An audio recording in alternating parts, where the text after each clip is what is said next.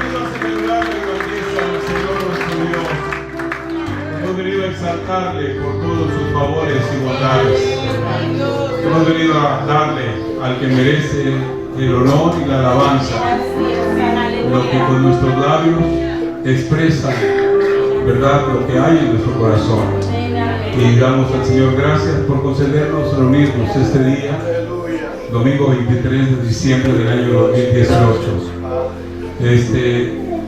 No es precisamente tradicional, como de manera tradicional se establece el día en que se celebra la Navidad. Y ha existido una controversia de mucho tiempo, una controversia que de alguna manera ha impactado de forma negativa al pueblo de Dios para celebrar la realidad del nacimiento que, conforme a las Escrituras, ha sido anunciado desde antes por los profetas y después cumplido en el tiempo preciso como el Señor lo había establecido. Nosotros, como iglesia, no seguimos la tradición de celebrar una fecha específica, porque las fechas no son precisamente nuestra preocupación, pero el evento de eventos, el evento que impactó a la humanidad, el evento que impactó al universo mismo, el universo que tuvo que dar y sigue dando testimonio de que la obra del Señor es una obra maravillosa, es una obra incomparable. Y nosotros estamos aquí hoy, como todos los domingos, porque cada vez que nos reunimos celebramos al Señor nuestro Dios. Y hoy hemos venido a celebrarlo, hemos venido a recordar su obra, hemos venido a anunciar al mundo que Cristo Jesús ha nacido y ha nacido para traer salvación a todos los hombres. No porque sigamos la corriente del mundo, especialmente por el impacto comercialista de que en esta época pues se debe de celebrar de una determinada forma. No hay, según las Escrituras, una forma específica de celebrar ese evento, pero nosotros lo hacemos con cánticos, lo hacemos con expresiones de acción de gracias, lo hacemos con manifestaciones de júbilo, y esto no nos detiene a hacerlo en cualquier época del año, porque no creemos en fechas, dije, sino creemos en la obra gloriosa, en la real obra del Señor nuestro Dios. Así que vamos a darle la gloria y démosle un aplauso al que todo lo merece. Y será que ha sido siempre, porque Él es el eterno. A Él sea la gloria y el honor por los siglos de los siglos. A Él celebramos en este día. Gloria sea su santo nombre. Gracias, Jesús bendito y precioso. Gracias te damos. Voy a invitarlo para que celebre al Señor dándole sus palabras de bienvenida, de aprecio a los hermanos que están en su alrededor. Es una forma de agradar a Dios. Si algo quiso Jesús al venir fue precisamente hacer que se rompieran todas las diferencias entre los hombres y acercarnos, que se cumplan las palabras que de manera tradicional a veces cantamos, pero que a veces no las sentimos ni las entendemos siquiera. Amémonos de todo corazón, ¿verdad? Porque esto es la voluntad del Señor.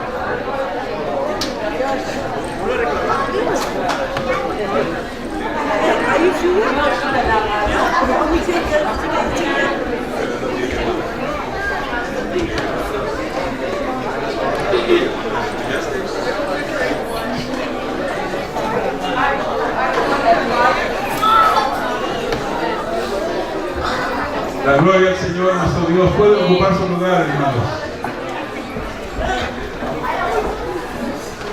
Les quiero a todos ustedes dar la bienvenida en el nombre del Señor Jesucristo. Sé que la mayoría de ustedes llegaron primero que yo aquí al templo, aparentemente, ¿verdad? Porque yo vine muy temprano, antes que nadie viniera por aquí, y aquí estuve un buen rato contemplando la soledad del edificio, pero con fe, creyendo que iba a ser insuficiente el espacio para que estuviésemos los que hoy hemos venido a celebrar al Señor. Y la casa de Dios es casa de oración, pero es casa de adoración también, y es casa donde se promueve el amor fraterno. En este lugar lo único que buscamos es tratar de hacer la voluntad del Señor, llenarnos además con su palabra, para salir de este lugar renovados y con un mensaje de esperanza, un mensaje de fe, un mensaje de amor, para poder alcanzar a un mundo que vive en una situación de caos, una situación de tristeza y de mucho dolor. Gracias a Dios por su obra en nuestras vidas. Gracias a Dios por habernos rescatado a nosotros también, ¿verdad? Y aquí estamos hoy, aquí estamos felices, y que el gozo no sea solo un momento por la euforia del mensaje o de las palabras de aliento, sino por la real presencia del Señor en nuestras vidas, que de manera permanente quiere estar en el corazón de cada uno de sus hijos y de todos los seres humanos. Criaturas suyas somos todos, eso dice la Escritura.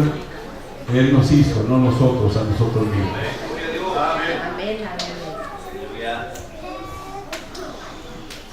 En el Evangelio,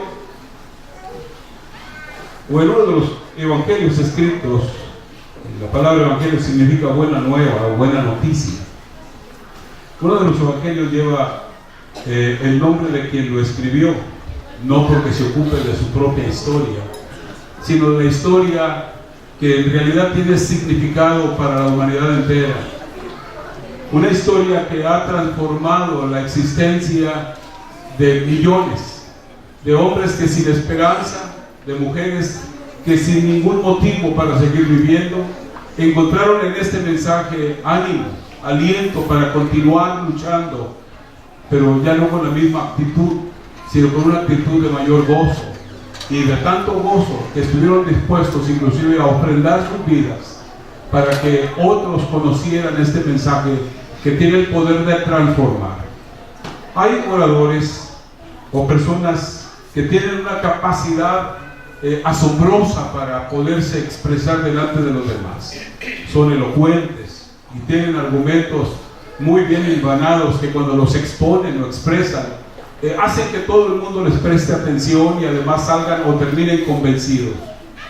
El mensaje de Dios no se funda en la capacidad de los hombres o de las mujeres para transmitirlo, ni tampoco inclusive en la fidelidad, porque aún cuando el mensaje en ocasiones no es expresado de manera total o completa, la porción que alguien recibe es suficiente para poder cambiar sus expectativas de vida y empezar a gozar de la vida verdadera a partir de ese momento. Hoy quiero compartir con ustedes lo que está escrito en el Evangelio según San Lucas, capítulo 2, los versículos 1 al 7. Y escuchen así como está, lean en silencio lo que va a ser proyectado en la pantalla, la porción escritural de Lucas 2, del 1 al 7. Dice: aconteció en aquellos días que se promulgó un edicto de parte de Augusto César, que todo el mundo fuese empadronado. Este primer censo se hizo siendo Cirenio gobernador de Siria, e iban todos para ser empadronados, cada uno a su ciudad. Y José subió de Galilea, de la ciudad de Nazaret a Judea, a la ciudad de David, que se llama Belén, por cuanto era de la casa y familia de David, para ser empadronado con María su mujer, desposada con él, la cual estaba encinta. Y aconteció que estando ellos allí, se cumplieron los días de su alumbramiento, y dio a luz a su hijo primogénito, y lo envolvió en pañales, y lo acostó en un pesebre, porque no había lugar para ellos en el mesón. Así como están sentados. Una expresión demasiado simple, un relato en el que realmente nos da a conocer Lucas el contexto histórico del nacimiento de Jesús. Pero, ¿qué lo motivó a escribir esto? ¿Acaso será esto tan solamente un párrafo inicial para hablar de algo? Pues ya vi que uno tiene que iniciar muchas veces cualquier diálogo con una palabra introductoria. Quizás sea esto lo único que Lucas trata de hacer. ¿O acaso será que está exaltando de alguna manera o recordando que los eventos que ocurren en el mundo de alguna manera son motivados por la voluntad divina? No sé, hay tantas cosas que pudiéramos pensar.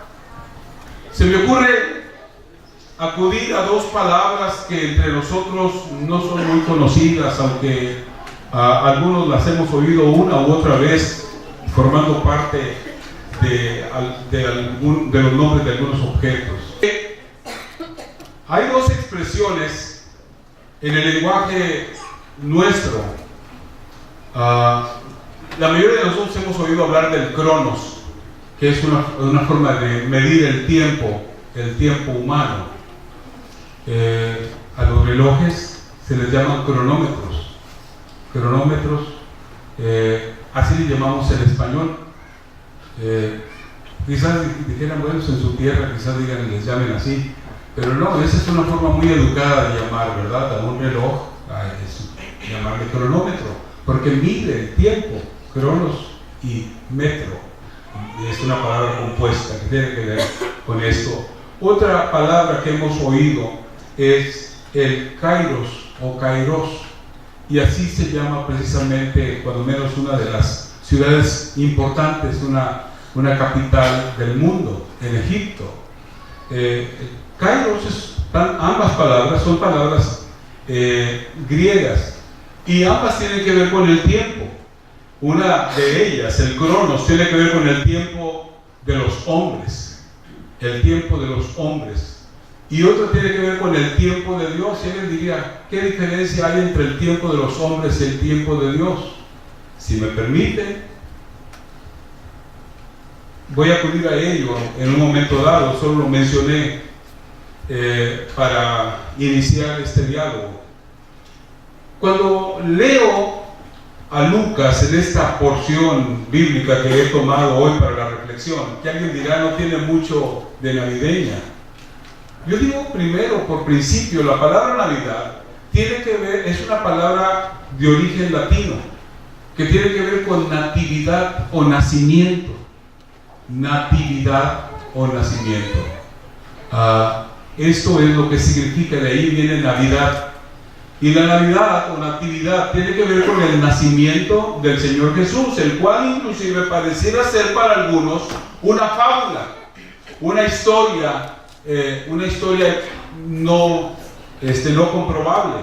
Pero la historia de la humanidad da razón o avala, afirma que efectivamente allá en el principio de lo que le llamamos nosotros la era cristiana, nació o vivió en el mundo un judío del nombre Yahshua, según las expresiones hebreas, que también se traduce Josué o Jesús.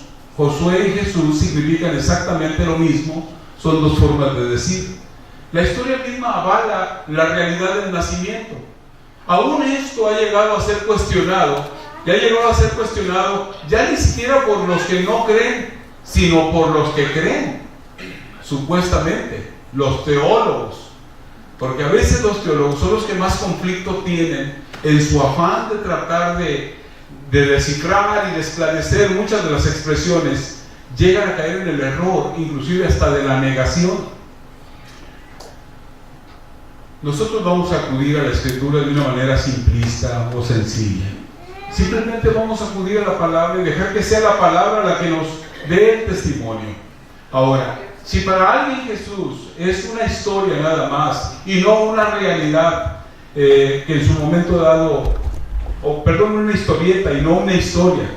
La diferencia entre historieta es un cuento o una fábula, y una historia es algo que aconteció realmente. Yo les quiero decir que para mí, sin tener que haber sido testigo de la imagen o de la figura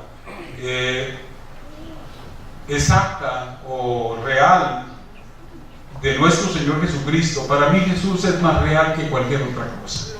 Para mí Jesús es más real que el sol mismo, aun cuando lo puedo ver y aun cuando lo puedo sentir su calor. Para mí Jesús es más real todavía que el sol mismo, porque el sol tuvo un origen y tendrá un fin. Pero nuestro Señor Jesucristo, quien no es otro, según el testimonio bíblico, que el Dios mismo que se hizo hombre para habitar entre nosotros con un propósito específico que parece ser que entre más tiempo pasa, más se diluye o más se pierde. Hay quienes ya no entienden la razón del nacimiento de Jesús. Es simplemente el fundador de una secta religiosa más, o de un grupo religioso. Él es el fundador de una de las 4 grandes religiones del mundo, según algunos escritores y estudiosos de los asuntos de la religión. Se le pone en el nivel mismo de Buda, de Mahoma, de Abraham. Y dicen que Jesús es el cuarto. Él es el que vino a establecer la religión llamada cristianismo. Si esto es para algunos, para mí no es eso. Y si para ustedes es simplemente una forma de creer, bueno, yo respeto su creer o su forma de pensar, pero le digo que usted se está perdiendo de una gran bendición. Ha perdido el sentido de lo que es el propósito de la venida de nuestro Señor Jesucristo al mundo. Jesús no vino tan solamente para establecer, Él no vino a establecer una religión más. Ya había religiosos, muchos religiosos. Jesús se opuso precisamente a los formalismos de la religión de su tiempo, de las diferentes religiones. Lucas, en el párrafo que está iniciando en este capítulo 2 del Evangelio que lleva su nombre, nos relata el nacimiento de Cristo. Y parece ser que esto no merece hacer mayores comentarios. Simplemente él dice: aconteció en aquellos días que se promulgó, y nos va dando, y dice que estando María, su madre, en aquel lugar, allí se cumplieron los días de su alumbramiento y dio a luz a su hijo primogénito. Y como no le da inclusive ni tanto relevancia al asunto del nombre, dice: dio a luz a su hijo primogénito y lo envolvió en pañales y lo acostó en un pesebre, porque no había lugar para ellos en el mesón. Es todo. Así de sencillo, así de escueto. No hace tantos comentarios de tipo religioso. Lo menciona como un evento histórico. Y hoy yo quiero decir que cuando Lucas hace esto, él está yendo todavía más allá de lo que algunos de nosotros alcanzamos a percibir. Porque de manera normal, así con nuestra vista, no alcanzamos a percibir la magnitud del mensaje que Lucas está queriéndonos compartir. En este prólogo, que para algunos pudiera ser lo mismo que el prólogo de cualquiera de los diarios o de las revistas de nuestro tiempo, hay tremendas verdades que hoy tenemos nosotros que acudir a ellas. Una de las cosas primeras que tendríamos que decir: Lucas apela a algo que ya había sido escrito cuando él escribe este evangelio. Pablo, el apóstol, había ya escrito en la carta a los Gálatas, capítulo 4, ciertas palabras que son importantes de considerar, y Lucas las toma muy en serio. Dice: pero cuando vino el cumplimiento del tiempo, Dios envió a su Hijo, nacido de mujer y nacido bajo la ley, para que redimiese a los que estaban bajo la ley, a fin de que recibiésemos la adopción de hijos. Cuando vino el cumplimiento del tiempo, Lucas está acudiendo a esta lectura o a esto que había escrito Pablo de una manera tan precisa, tan clara, tan amplia, tan profunda. Cuando vino el cumplimiento, Dios, el Dios que creó el cielo, la tierra, el universo, que puso equilibrio entre los astros que componen el universo entero, que creó a cada hombre y lo creó de manera tan completa, tan precisa, tan maravillosa, que tiene en el cuerpo tantas cosas, tantos elementos que la ciencia médica misma cada día se deslumbra más, se queda asombrada cuando mira cuánto es lo maravilloso que hay, la interacción que existe entre los miembros del cuerpo, aún las partes más pequeñas, su importancia, su relevancia. Me acuerdo cuando estaba pequeño, cuando era yo un estudiante todavía de secundaria, tenía un maestro de esos muy que se jactan de su mucha sabiduría o conocimiento, negando la realidad de Dios. Y él era de los abogados de la evolución y decía: la evolución no se ha detenido, sigue todavía. Miren ustedes, en el cuerpo nuestro, ¿se han fijado las uñas del dedo pequeño del pie? ¿Cómo tienden a casi desaparecer? Es que no son necesarias, dijo él, y va a llegar un momento en que van a tener que desaparecer totalmente. Yo no sé, pero si alguno se ha pegado un machucón por ahí en el dedo, o si se ha cortado mal la uña del dedo pequeño y se le ha creado un uñero por esa causa, y se le ha infectado, qué terrible dolor y qué problema tan serio es precisamente haber perdido una uña. Un dedo sin uña es un dedo frágil, es un dedo en el cual que ha perdido inclusive capacidades para poder realizar el trabajo. Nunca me había puesto a pensar en algunas cosas, y hace pocos días, ahora en la semana, platicando con alguien, me decía: ¿sabes tú cuál es la diferencia entre el hombre y los animales? Pues le dije: pues enorme, no es una, si son muchísimas. No, pero hay una que lo distingue más. Pues después de haber pensado tantas cosas, escuchado tantos argumentos, me quedé callado y le digo: pues platícamela mejor, no me tengas en ascuas. Dice: pues todos los animales tienen manos, especialmente los simios, igual que los hombres, pero no tienen dedo pulgar. Nunca me había puesto a examinar ni a los changos, ni a los perros, ni a los gatos, ni a nadie. Y dice: el hombre es el único ser creado con dedo pulgar. ¿De veras? ¿Y eso qué tiene de relevancia? La mano del hombre es la única que tiene capacidad para crear, empuñar, tomar. La fuerza que tiene al hacer las cosas. Los animales no pueden construir. El hombre es el único que tiene capacidad para construir. Y por eso es que el hombre ha podido, eso es acudiendo a las teorías evolucionistas. Le digo: no, eso es para darle gloria y honra al Señor, que Él es el que los hizo diferentes. Le digo, yo no lo había visto de esa manera, ¿verdad? Pero me dejó asombrado. Y lo menciono dentro del contexto de las cosas que se mencionan. Cuando Pablo dice que Dios no es un Dios del accidente, que Dios no es un Dios del acaso, que Dios ha trazado un plan perfecto, y ese es ese es el Kairos, el tiempo de Dios, el tiempo que Dios ha fijado, el tiempo que Dios ha determinado. Dios tiene en su mente trazado todo un proyecto que nosotros desconocemos, porque Pablo mismo lo dice: ¿quién conoció la mente de Dios? ¿Quién conoció la mente de Dios? Nadie puede conocer la profundidad del pensamiento de Dios, lo que Dios tiene determinado, lo que Dios ha ya anticipadamente definido, lo que Él conoce. Él es el perfecto. Para el Señor no existe el pasado ni existe el futuro, todo es presente con Él. Para el Señor todo es presente. Los muertos están vivos para el Señor, para nosotros son muertos, ya no existen más. Pero para el Señor siempre están todavía. Dios, dijo Jesús, no es Dios de muertos, sino de vivos.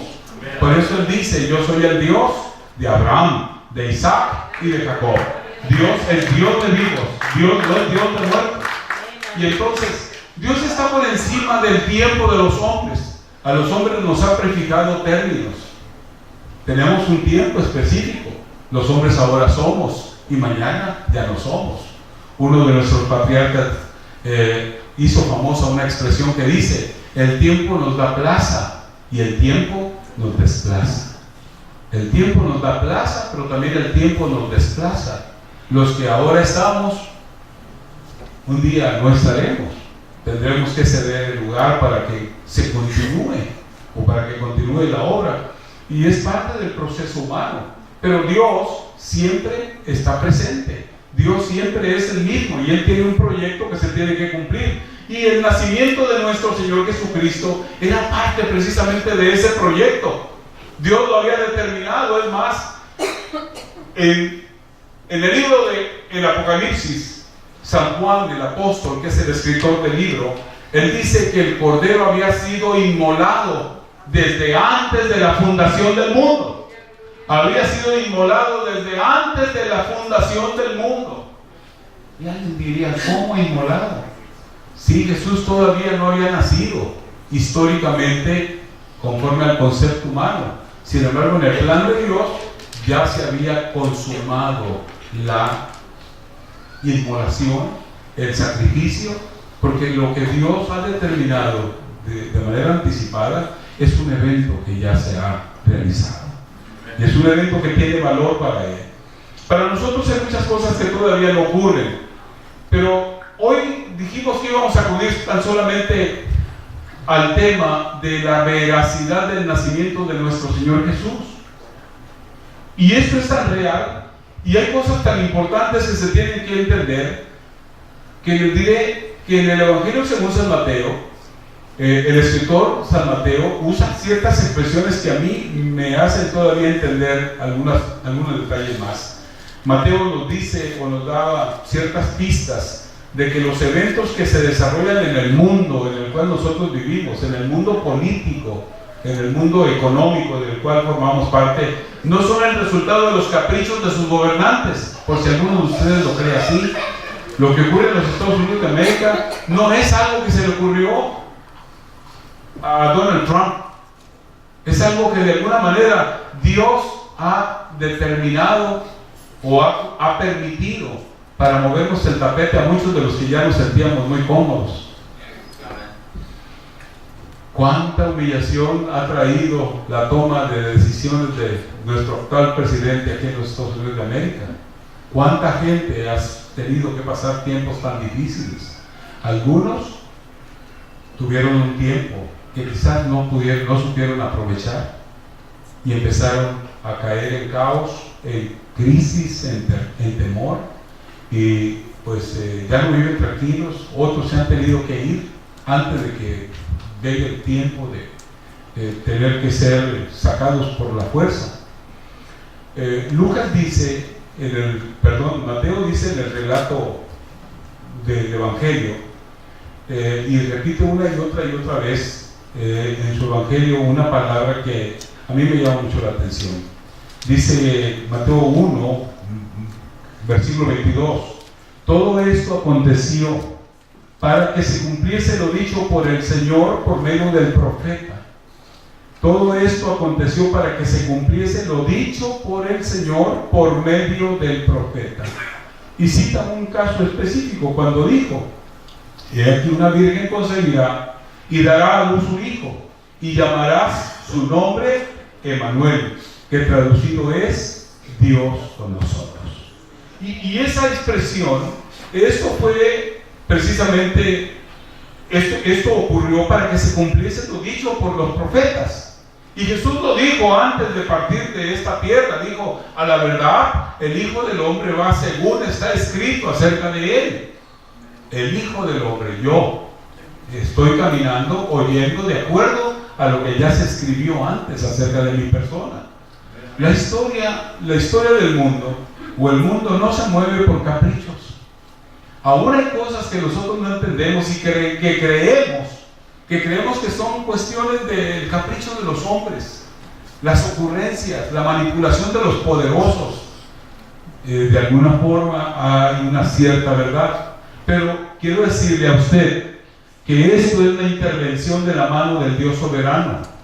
Mucho de lo que ocurre en el mundo es la intervención de la mano del Dios eterno en los acontecimientos que nosotros consideramos quizás insignificantes y alejados de nuestros intereses espirituales, pero la observación de lo que nos está diciendo Mateo es que este mundo que nosotros consideramos fuera de control, según nuestro parecer equivocado, no se escapa completamente de los proyectos del Señor nuestro Dios. Este mundo no se escapa completamente de los proyectos del Señor nuestro Dios. Miren, estamos llegando al momento en el que el Señor va a venir a recoger a su iglesia, pero la iglesia curiosamente está viviendo su peor momento. La mayoría de nosotros como iglesia vivimos una vida muy adormecida, muy descomprometida, olvidados de alguna manera de la realidad o de la veracidad de las palabras proféticas, de todo lo que acontecería. No nos extrañe, hermanos, que en cualquier momento se desate una especie de persecución en contra de la iglesia. Alguien dirá: pero la iglesia no va a pasar por la gran tribulación. Eso no significa persecución. no significa que la iglesia no vaya a tener que sufrir persecución. Y los que hoy estamos cómodamente sentados en las bancas y que nos damos el lujo de simplemente tomar decisiones de no venir porque hoy nos vamos a ir de farra o vamos a hacer otra cosa que nos parece más interesante, entonces daremos gemidos delante del Señor de arrepentimiento por no haber aprovechado al máximo. Los que tenemos la bendición de tener 1 o 2 o 3 Biblias en nuestras casas, las cuales tenemos abandonadas porque nos llama más la atención leer o ver cosas que no tienen relevancia y la palabra no la hemos atesorado, ¿cómo añoraremos, cómo desearemos de haber acumulado la palabra no solamente en nuestra mente, sino en nuestro corazón, para poder tener la herramienta adecuada a la que pudiéramos acudir para resolver situaciones, para enfrentar casos y cosas que tendremos que sufrir? ¿Cuánto tiempo más como iglesia estaremos viviendo este ambiente de paz? Saben que al enemigo le conviene, a él le gusta que nosotros estemos tranquilones, sin mayor ánimo, almas perdiéndose, hermanos apartándose, y cada día la iglesia cae en una mayor comodidad, en una insensibilidad por las situaciones. Si alguien se retira, o si alguien se aparta, o si alguien vive una vida desordenada, a mí ni me va ni me viene, pues yo tengo mi propia vida. Cuidado, que esa insensibilidad en un momento dado será exigida o demandada por Dios de nosotros mismos, que a veces hemos perdido el tiempo en cosas que no tienen de verdad importancia. Y lo que pasa en el mundo, de alguna manera es promovido por Dios. Desde los tiempos muy antiguos, Dios ha movilizado a los gobernantes y a las naciones para que sirvan a sus intereses. ¿Los intereses de quién? De Dios mismo. Dios ha movido a los hombres que en el mundo gobiernan para hacer cosas que aparentemente van en contra de Dios, pero no, es para incomodar a los que el Señor ama. Y como Él tiene las herramientas y el poder para hacerlo, a veces Él nos hace que tengamos nosotros que brincar quizás y gemir, pero eso es para nuestro bien. En una ocasión me acuerdo que un hermano se acercó a mí, ya le he platicado ese testimonio, y me dice: pastor, ore por mí para que el Señor me sane. Y me le quedé viendo y le dije: ¿sabe qué, hermano? Voy a orar para que Dios no lo sane, le digo. Y se me queda viendo: ¿qué pasó, pastor? Me dice: le estoy pidiendo que ore para que Dios me sane. No, hermano, es que usted nomás está sano y no sirve para nada. Y se me queda viendo: ¿cómo que no sirve para nada? No sirve más que para andar tras los billetes, le digo. Es todo, y se la pasa inventando a dónde va a ir de viaje. Pero de la obra de Dios usted no se acuerda nunca. Y nada más está enfermo. Qué consagrado se pone, le digo. No falta a la iglesia y está en ayuno y anda bien motivado llevando el mensaje para acá y para allá. A veces creemos que la bendición de Dios se manifiesta en la abundancia y en el bienestar. Y quiero decirles que a veces es mejor estar quebrantado, como en el caso de Pablo, que estando él siendo golpeado por un mensajero de Satanás, clamó a Dios porque el Señor lo sanara, y el Señor le contesta y le dice: bástate mi gracia. O sea, no te voy a sanar, vas a seguir con ese azote sobre ti, para que no se te olvide que eres un mortal, para que no se te olvide que tienes que clamar, que tienes que vivir con humildad. Algunos quizás nunca se han puesto a pensar en esto, pero ¿sabe usted? Algo que no debemos de olvidar nunca es de darle al Señor gloria, honra y honor, agradecerle por lo que Él nos concede, porque nuestras vidas están en sus manos, están en su camino. Los egipcios y los judíos mismos nunca creyeron lo que iba a acontecer. Si alguien se los hubiera platicado antes, no lo hubieran creído. Cuando vino Moisés y les dio noticias de que el Señor, Dios de sus padres, el Dios de Abraham, de Isaac y de Jacob, se le había aparecido en el desierto y que le había hablado enviándolo al pueblo para decirles o anunciarles que mediante su mano los iba a hacer libres, pues lo juzgaron a loco. ¿Y tú quién eres? A fin de cuentas, eres un renegado, ni siquiera te criaste entre nosotros como hebreo, no tienes educación siquiera de hebreo. Así es, ¿cómo te escoge a ti Dios? Eres el menos indicado. Los criterios nuestros son terribles, ¿verdad? Las exigencias nuestras. Sin embargo, bueno, Él fue el instrumento escogido por Dios. A Dios nosotros no le podemos poner condiciones. Los egipcios nunca se imaginaron el que se crió en la corte, se crió en el palacio, junto a Faraón, como si fuese un hermano suyo. Ahora era el elemento que Dios había escogido para que por su mano viniera la liberación de todos esos esclavos que eran necesarios para el funcionamiento del imperio. No se podía comprender. Y los otros, era el menos indicado, no era ni hebreo ni era egipcio. ¿Quién sabe qué era? Era un híbrido, dijo alguien, porque tenía toda la cultura, toda la educación de los egipcios, pero era de procedencia hebrea, descendiente de Abraham. Nosotros no comprendemos el actuar de Dios.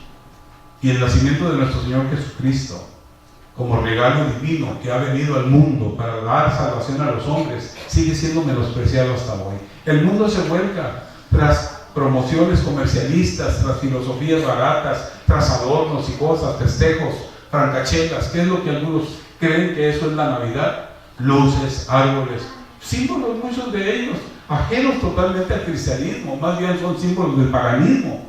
Sin embargo, para muchos esto es la Navidad. La Navidad es Jesús mismo, el mensaje de vida, el mensaje del Evangelio, el mensaje del amor, el mensaje del perdón. Por eso decimos que el verdadero mensaje de la Navidad es lo que está escrito en San Juan capítulo 3, verso 16, que algunos ni ese versículo nos hemos aprendido siquiera de memoria bien. Porque de tal manera amó Dios al mundo, que ha dado a su Hijo unigénito para que todo aquel que en Él cree, no crea, sino cree, siga creyendo, permanezca creyendo, siempre crea, nunca deje de creer, para que todo aquel que en Él cree no se pierda, mas tenga vida eterna. Ese es el mensaje verdadero de la Navidad, el amor inmenso, incomprendido del Señor nuestro Dios. Fue Dios mismo que se humanó para venir a habitar entre nosotros. En su tiempo, en el tiempo divino, Él escogió, Él determinó tomar un día, participación en la vida de la humanidad. Hay por allí una grabación que corre por ahí en las redes sociales. Alguien me la envió y la escuché. Dicen que Dios enloqueció. Se titula Dios enloqueció. Dicen que Dios enloqueció porque dejó su trono de gloria para venir a habitar entre los hombres. Dicen que Dios enloqueció porque cambió su majestuosidad para calzar unas sandalias y caminar entre nosotros. Dice que Dios enloqueció y empieza a presentar todos los argumentos. Como un Dios que no tiene necesidad de absolutamente nada en cuanto a los hombres, porque si alguien cree que tiene mucho que ofrecer, está equivocado. Yo no tengo nada que ofrecer. Yo más bien tengo gran necesidad de recibir de parte del Señor mi Dios. Ahora sí, aquí es poco lo que puedo darle. Lo único que tengo es mi corazón, mi voluntad. Es todo lo que tengo para ofrecerle. Y si de algo le sirve, pues se lo entrego, ¿verdad? Pero aún eso, algunos que decimos que le hemos entregado nuestra vida al Señor, seguimos manejando nuestra vida a nuestro criterio. Como que le dijimos al Señor, te la di, pero yo la sigo manejando. Y eso no es así. Si le entregó la vida, entonces ahora haga la voluntad de Dios. Como dice el salmista, ¿verdad? Bendice alma mía Jehová y no olvides ninguno de sus beneficios. Y dice también, y miren mis ojos por tus caminos. Nosotros debemos de aprender a mirar por los caminos y andar en los caminos del Señor. El Señor nuestro Dios es un Dios que sigue activo. Él no está ajeno de la vida de los hombres. Él sigue moviendo las situaciones. Yo creo en un Dios vivo, no en un Dios que es una idea, que es una imagen, que es simplemente un pensamiento. Es un Dios que está presente aquí, a su lado, en esta hora, en medio de nosotros, que se compadece de nuestras dolencias, pero que espera que le pongamos nosotros toda nuestra confianza, que le entreguemos precisamente nuestra voluntad, que quiere cambiar las cosas que están pasando en nuestro alrededor. Aquellas que nos han hecho sufrir, el Señor dice, entrégamelas, pon tu confianza en mí, yo me encargo de cambiar todo. Dios no es mentiroso, Él así dice: a todos los que están trabajados y cargados, yo los voy a hacer descansar. Yo los voy a hacer descansar.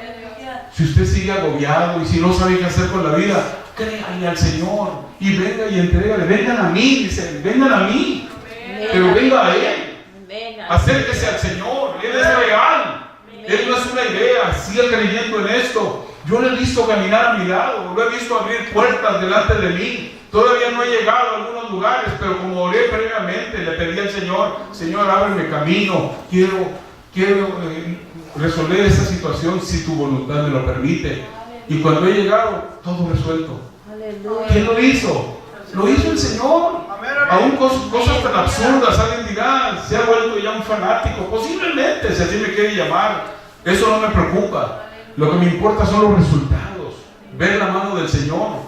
Cosas tan absurdas como haber perdido un documento y no poderlo encontrar, y orar al Señor y decir: Señor, guíame, necesito urgentemente recuperar ese documento, e ir directo al papeleo donde busqué ya infinidad de veces, y abriéndolo encuentro de nuevo, o encuentro el documento, que de manera tan ardua, con mucho esfuerzo anduve buscando y nunca encontré. Pero como ahora clamé y el Señor me guió. ¿Lo cree? No lo cree quizás, pero si no lo cree, pues usted sabe que se la pierde. Yo prefiero gozarme al ver los resultados del mover de la mano del Señor.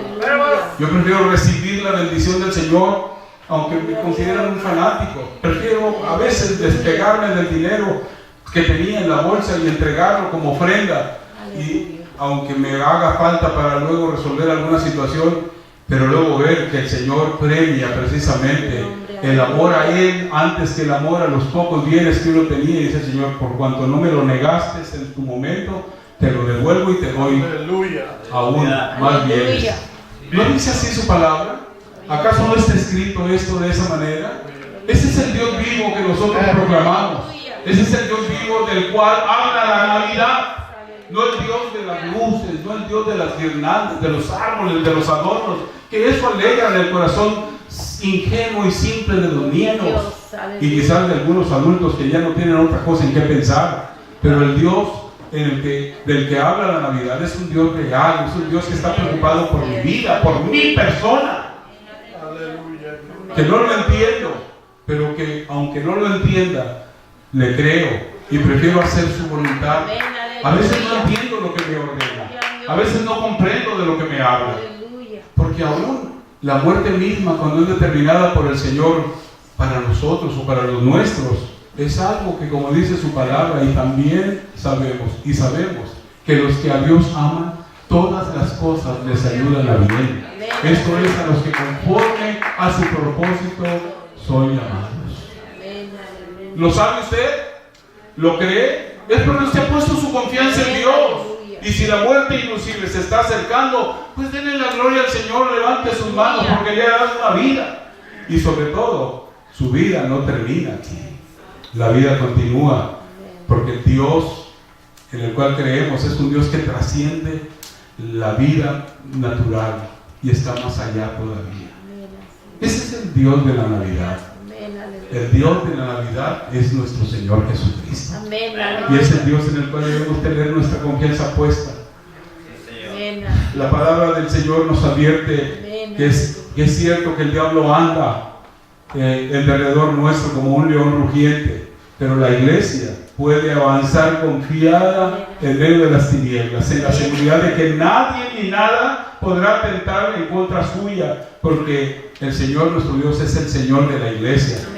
Y si algo llega a pasar, es que el Señor nuestro Dios lo ha permitido para que la iglesia pueda amoldarse y sanar y pueda limpiarse y esforzarse para seguir adelante. Porque aún en la persecución es cuando la iglesia crece, es cuando se fortalece. Nosotros no debemos de tener ningún temor. No comprendo.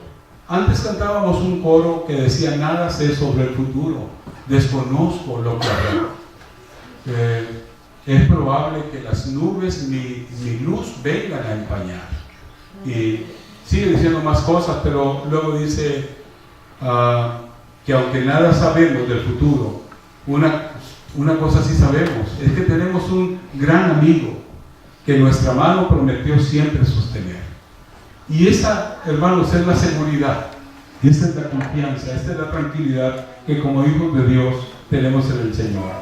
José y María probablemente desconocían la importancia espiritual de llegar a Belén. Quizás ni se acordaron nunca de la profecía. Vivían en Nazaret, allá habían hecho su morada. José era un carpintero, era el carpintero de aquel pueblo. Vivían tranquilamente haciendo su oficio y la mujer pues en espera de que naciera el bebé. Pero llega el edicto de parte de Cirenio y se les convoca que tienen que regresar a las ciudades de donde son originarios o a los pueblos de donde se originan. Vivían ellos quizás muy en paz, estaban con mucha quietud, sin ningún problema, cuando de repente se presenta el contratiempo de que ahora, qué lata, vamos a tener que ir, ¿qué distancia había que cubrir? Bueno, ahora no hay problema, pues me subo al carro y vamos, ¿verdad? Pero entonces me subo al burro y era lo único, si es que tenían, porque algunos ni siquiera un burrito tenían. Y eso significaba tener que emprender un camino largo, de noches frías y días calurosos, porque así es el desierto. La incomodidad de tener que ir montado sobre un asno, y especialmente con los problemas del alumbramiento cercano ya para María. Pero tenía que cumplirlo. Pero aún esa incomodidad, promovida por gentes ajenas a la voluntad de Dios, aparentemente vinieron a ayudar para que se cumpliera la profecía, que Jesús tendría que nacer en Belén de Judea. Y tú, Belén de la tribu de Judá, no eres la más pequeña de entre las ciudades de Israel, porque de ti me saldrá un guiador, que es Cristo, el Señor. Y se cumplió la palabra. Ellos no lo entendieron, ellos no lo promovieron, ellos no fueron, ni siquiera pensaron en que tendría que ser así. Pero el Señor se encargó, el Señor nuestro Dios, que es el Señor de la historia, movió las situaciones, movió los hilos y dijo: allá los quiero. Cuando llegue el nacimiento, allá quiero que estén. Y así fue.